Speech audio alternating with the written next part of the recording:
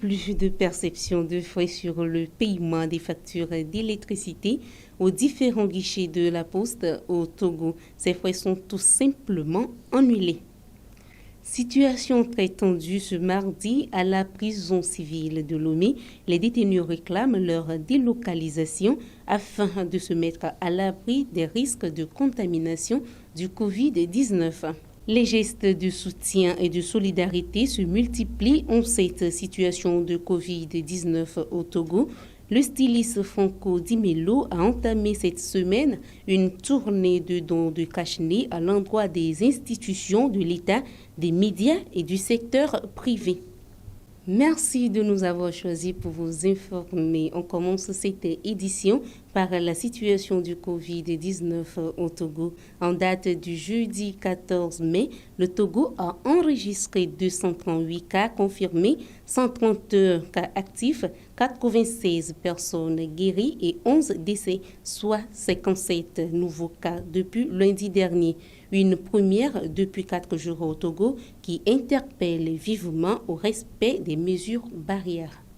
La lutte contre la pandémie au Covid-19 se généralise peu à peu à tous les secteurs d'activité au Togo. On assiste au jour le jour à des gestes de solidarité et de soutien à des couches les plus vulnérables de la société, y compris les institutions de l'État. C'est le cas du styliste Franco Dimelo qui a entamé une tournée de dons de cache-nez à l'endroit des institutions de l'État, des médias et du secteur privé. 700 masques offerts au ministère de l'Agriculture, plus de 200 à la Chambre régionale des métiers de Lomé et une cinquantaine aux médias.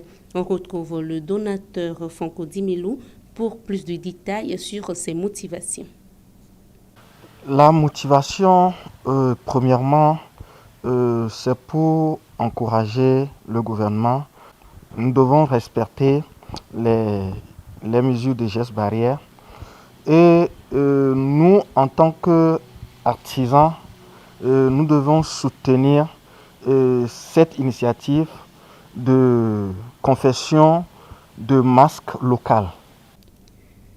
Les écoles pourront rouvrir très prochainement. Le gouvernement togolais est à pied d'œuvre pour que l'année scolaire s'achève normalement. Ce qui est sûr, l'année ne sera pas blanche.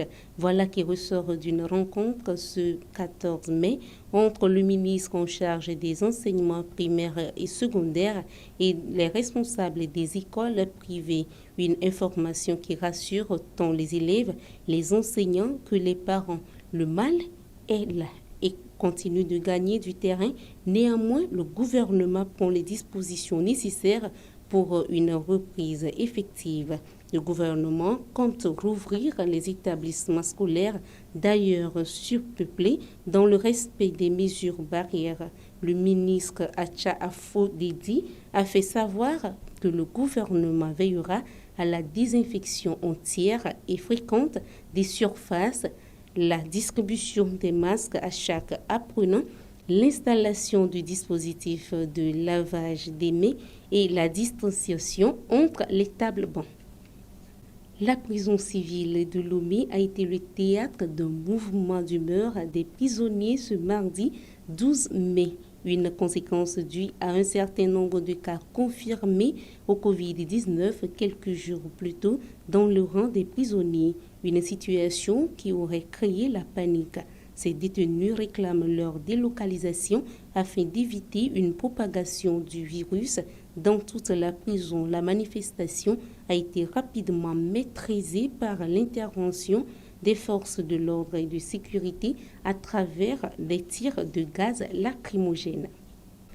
Désormais, aucun frais supplémentaire ne sera payé sur les factures d'électricité à la poste.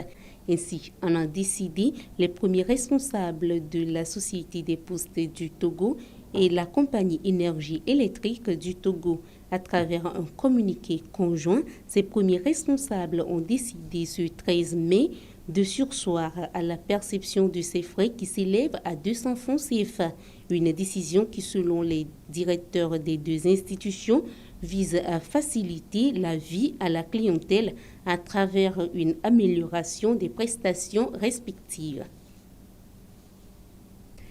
Et pour clore cette édition, les femmes transformatrices et fumeuses de poissons de Nangbito peuvent désormais pousser un ouf de soulagement. Elles bénéficient de l'appui du PASA, projet d'appui au secteur agricole, dans le cadre de l'amélioration de leurs activités. Ceci à travers des efforts améliorés qui ont radicalement changé leur mode de vie. On les écoute. Le tuturo ko mi ba ho le mea mi ko be anake aso mela ati do le kunyo bo aso mela mi be nkuvi azizo yo na nkuvi na mi ye paza ba ko be o nyonu yo le pe fu le ke yo gba ten pe do mi anti ye nu ala gba nyodo ye ba nyi be nko aka yo ba ona mi bo mi so agbado mi so no mela ye ne mi do zo do mea azizo ngba to no mi be na me ke fana ye mi ona doa pama gobe paza be mpe bo na mi e o ko pe gande na mi e na be mi gbale no don kusu gbe gbale melon e ji le jao e don kusu le hun mi le ko mele mena ko wa do na mi a fa fi o mi le ke mi ano menu leji ke ngba mi to me e ya vi fi to a ne mi so la ya si mi a e joji na mo e nya popo ye mi se na nyure ho chiwu san. Il faut rappeler qu'environ 122 fours ont été améliorés à travers l'ensemble du territoire national et près de 4000 femmes transformatrices et fructueuses ont été formées. Et ce serait tout pour cette édition. Merci de l'avoir suivi. À très vite.